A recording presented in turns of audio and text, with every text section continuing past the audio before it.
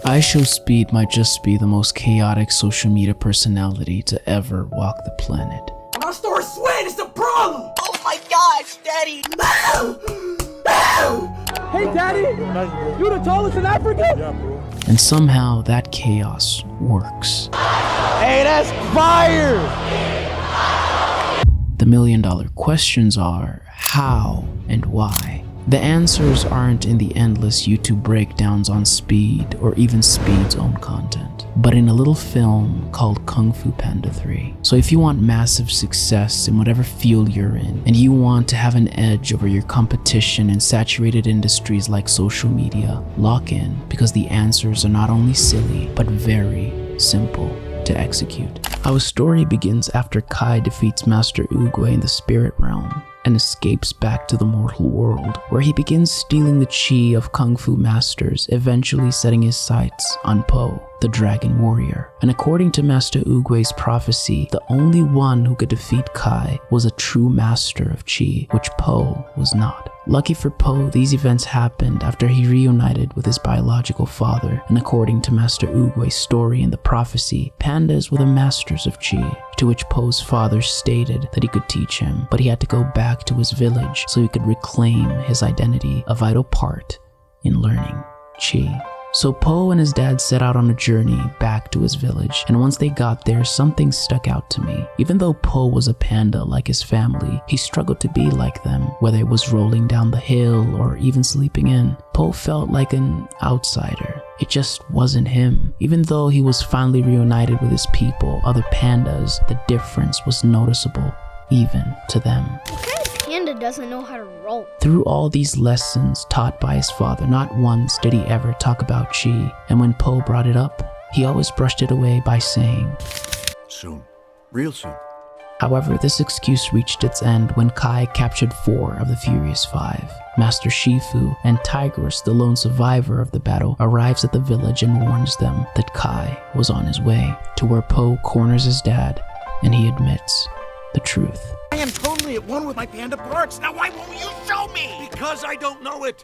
At this point, Po felt lost, which brings us to this conversation between him and Tigress, to where Po says, Okay, I don't know if I'm the dragon warrior. I don't even know if I'm a panda.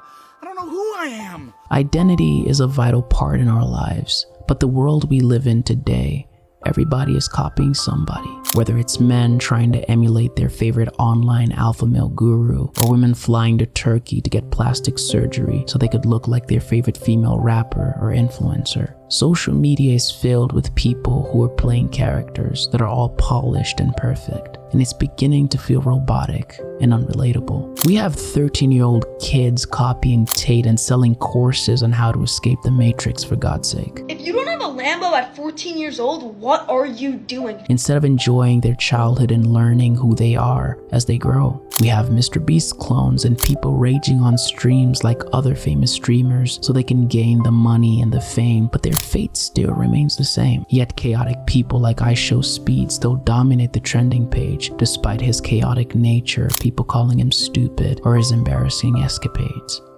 Why? I'll tell you why. When Po's dad tells him to teach the village Kung Fu, he says something I want you to hear. We can be just like you? Yes! We can? No! You can't, but you don't have to be. You can never be someone else regardless of if you're sharing DNA or even if you spend a small fortune on plastic surgery. The only person who can be the best you is you. Look at your hands. You have 5 fingers and none of them are the same size. And from that I can say we're all different in our own unique way. And somewhere along the way, we let likes, shares, subscribers, bullies, our parents, teachers, society take that away from us. I would like to take you back to when Po was told to train the Furious 5 and failed miserably. The reason he failed was because he tried to be like Shifu. However, when he taught his people Kung Fu, he taught them that their true strength comes from It comes from being the best you can be. So who are you? What are you good at? What do you love? What makes you, you? The reason Speed is so successful in a world full of fakes is because he's not afraid to be himself.